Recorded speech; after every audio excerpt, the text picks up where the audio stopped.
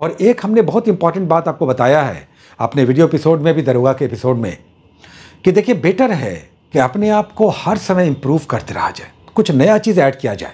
तैयारी सारे लोग कर रहे हैं, आप अलग क्या कर रहे हैं, ये तो समझने वाली बात है कि आप अलग क्या कर रहे हैं, इस पर सबकी नज़र है और यही आपका रिजल्ट निकालेगा। सारे उसी बुक से पढ़ रहे हैं, सारी बुक में एक ही प्रकार के फैक्ट्स हैं, प्रश्न भी लगभग आगे पीछे रिपीटेटिव आते रहते हैं। ये सारे प्रश्न छात्र हल करते हैं, लेकिन अंतर कहाँ पे आता है? कुछ 20, 22, 25, अगर 100 क्वेश्चंस का सेट है, 20, 22, 25 क्वेश्चंस ऐसे होते हैं जो अलग तरह के छात्र अलग ढंग की तैयारी के कारण उन प्रश्नों को हल कर पाते हैं। और उसके लिए हमने एक मंत्र आपको दिया था, एक आइडिया दिया था। जस्ट आप सभी बहुत मेहनत करते हैं, आपको आइडिया की भी ज़रूरत नहीं है, केवल दिशा की ज़रूरत है। तो मेहनत तो आप सभी कर रहे हैं। उसमें हमने कहा था कि देखिए 28 राज्य हैं, 8 केंद्र शासित प्रदेश हैं, तो ऐसे 36 पेजेस बना लीजिए और हर यूनियन टेरिटरी या राज्यों पर जो इम्पॉर्टेंट अलग प्रकार के फैक्ट्स आते हैं, जैसे हमने कहा कि पर्यटन विभाग का टैगलाइन क्या है, तो ये अलग अलग राज्यों का अलग अलग होगा। तो इस तरह का फैक्ट्स आपके पास एक जगह दिखना चाहिए।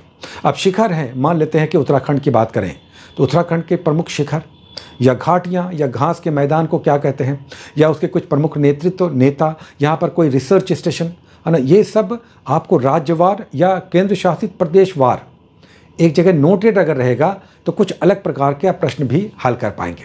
अपनी तैयारी को हमेशा गति में रखिए और उसमें नयापन झोंकते रहिए। नयापन आता है इधर उधर से देख सुन के, या किसी एक्सपर्ट्स के कुछ विचार से, या कुछ किताब से फैक्ट्स, या किसी व्याख्या से, है ना। तो ये आपके साथ आपकी कॉपियों में, आपके रिवीजन में, आपकी पढ़ाई में दिखना चाहिए।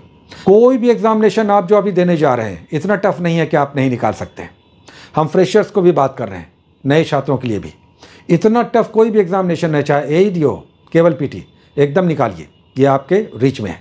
या सीजीएल है, सीजीएल थोड़ा टफ होता है, मैथ्स रीजनिंग के अच्छे प्रश्न होते हैं, थोड़ा सा टफ होता है, लेकिन छोटा सिविल सेवक भी तो आप कहलाएंगे बाबू साहब। इतनी बड़ी परीक्षा, बहुत अच्छा लेवल 7, अच्छे अधिकारी आप बनेंगे, ऑफिसर बनाएंगे, सेक्शन ऑफिसर। और फिर अभी नया नया आ गया दरोगा वाला, कहना ही क्या, डबल स्टार।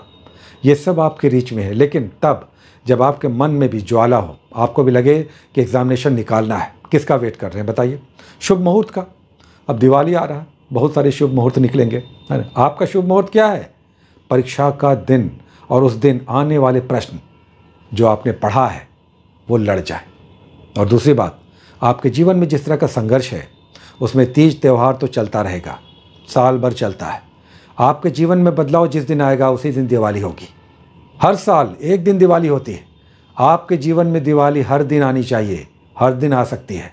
तब जब आपका मन मस्तिष्क प्रसन्नचित हो और लगे कि इस जीवन में हमने कभी परिश्रम किया था, मेहनत किया था, अपने माता पिता, घर, गृहजनों को सबको दिखाएंगे कि सबके लिए हमने मेहनत किया, न केवल अपना उद्धार किया बल्कि अपने प्रियजनों को भी बताया दिखाया कि आपके लिए हम हैं, आपके सपोर्ट में हैं, मेहनत में हैं। फिजिकली नहीं, आप फाइनेंशियली भी करेंगे। पैसे होंगे तभी ना, पैसे होंगे तभी आप कर पाइएगा, शब्दों से कुछ नहीं होता है। बड़ा प्यार बघाड़ते हैं अपनों के साथ, तो आपके लिए जान दे देंगे, कोई फ़ायदा नहीं है। एक गड्डी नोट की दे दीजिए। ज़रूरत है पैसों की, लोगों को इतनी ज़रूरतें हैं, ये ज़रूरतें पैसे से पूरी होती है। तो किसी से अगर प्यार जताना हो तो ये शब्दों का ज़माना चला गया। अब नोट उड़ाइए, प्यार जताइए। किसी के लिए आप कुछ वित्तीय सहायता करके, उसका बिजनेस खड़ा करके, उसे रोज़गार में हेल्प करके, उसके एडमिशन में हेल्प करके आप कहीं अधिक उसे खुश कर सकते हैं। ये सूखा प्यार जताना अब चला गया, अब वो ज़माना रह गया। ये सब तभी होगा जब आप अपने पैर पर खड़े होंगे। और इतनी परीक्षाएं कभी आपने देखी होंगी कि इन्हें 3 महीने में इतनी परीक्षाएं होंगी, तो ये तो बहुत बड़ा मौका है। अब ये आप पर जिम्मेदारी है कि इस मौके को आप भुनाते हैं या फिर आप तीज त्यौहार मनाइए ना, त्यौहार ज़रूर मनाइए, लेकिन ऐसा ना हो कि त्यौहार 7 दिन पहले से मनाना शुरू करें और 7 दिन बाद तक उसकी खुमारी रहे। त्यौहार 2 दिन मनाइए, 3 दिन मनाइए, जो जितना जिस लेवल का है, लेकिन उसके बाद अपनी जगह पे आना भी ज़रूरी है। ये मौका बार बार नहीं मिलेगा, और जब मिलेगा तो ऐसा ना हो कि आपके अंदर ऐसी डीमोटिवेशन हो कि अब मेहनत करने का ही दिल ना करे। कभी कभी मौके तो होते हैं, लेकिन आपके शरीर में ऊर्जा नहीं है, ताकत नहीं है, जज्बात नहीं है, ये उत्साह नहीं है कि हम जीने मरने का प्रण लेकर अब लगेंगे, क्योंकि पहले इतने चूर हो चुके हैं, इतने टूट चुके हैं कि अब हिम्मत कहाँ बचा। तो शरीर में जान उत्साह रहेगा तभी आगे की तैयारी के लिए आपके मन में वो उत्साह रहेगा, वो जोश जज्बा रहेगा। ये आता है लगातार मेहनत से और सफलताओं से, और ये जो पीटी मेंस ये सब रिजल्ट होते हैं उससे।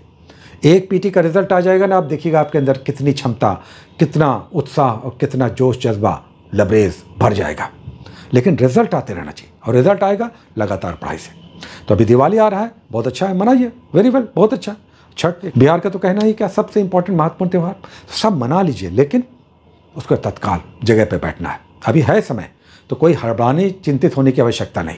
इतना समय तो है कि 2-4-5 दिन त्योहारों को मना करके भी हम पढ़ाई अच्छा कर सकते हैं। सो बहुत सारी शुभकामनाएं, त्यौहार मनाइए, रिचार्ज होइए और पढ़ाई में फिर से लगिए, लेकिन मेहनत में किसी भी प्रकार की कमी मत आने दीजिए। बहुत सारी शुभकामनाएं, all the best, take care.